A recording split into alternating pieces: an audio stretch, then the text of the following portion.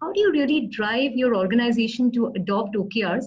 What resistance did you face? And this is a really great question because as a chief of staff, that empowerment is required. And at the same time, you're dealing with emotions of people who probably would say that, hey, is this another shiny new penny of management? So how did you deal with that? I think one of the first things, you're right, one of the first things was, is this something that's really broken? Why fix something that's not really broken? Because the existing methodology is working fine. Um, and is it a new fad? Is everybody doing it? Is it the new thing that everybody's doing in 2020s, 2019s? And that is why we're supposed to do it? And actually, I didn't even realize that this is something that's been around since 1970s, 1980s. Um, Intel, Andy Grove, and the whole history. Um, and um, some people also, of course, thought, is it some extra work for me? When we were identifying champions, I'm already so busy. I'm doing this, that, and the other. It took some convincing to say that, to be a champion is a great thing. You get the visibility, you get the 360-degree view, and so on and so forth. Trust me, now people are saying, I want to be the champion. 3 quarters down, people want to be champions in Sherpas. So I think, so these were some of the things that we were dealing with. Um, the going back to the previous thing, I think we were able to convince about the three important things: alignment, focus, and transparency.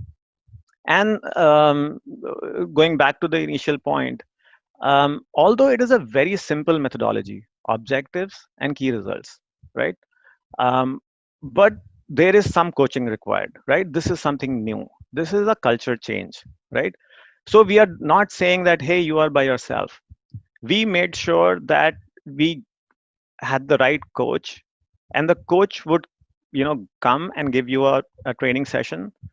You can ask all the questions you want. I actually was trying to find a picture where the first training session started like a regular conference room. Everybody's sitting on their chairs, and the presenter is in the front of the room. By end of the presentation, everybody was right next to the whiteboard, asking questions, drawing pictures. How does that work? How do KPIs work along with the OKRs, and so on and so forth? So everybody was so excited. So that day, I knew that this will be a success. The problem is when people could love it, people could hate it to begin with, but when people are indifferent, it will probably never succeed. But from the very beginning, I saw everybody in our company was very engaged. So I knew it will be a success. They would be training needed, and we did the training session 1, we did a training session 2, we did a training session 3. Um, and sometimes we missed a key stakeholder from the unit because he or she was busy and all of that. But we said, yeah, we'll do it again. And I think that helped us a lot. And the constant communication from the executive team, I think that was a big thing. Everybody understood that this is something that is really important for the company, and it's here to stay.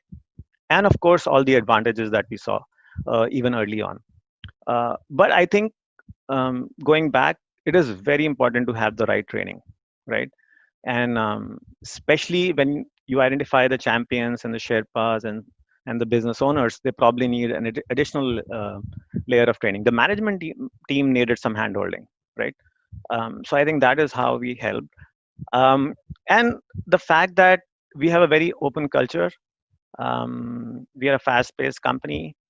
We do not have the thing that, oh, because it has never worked, a change has never worked, or it can never work, and all of that. I think that also helped because it's ingrained within our value system.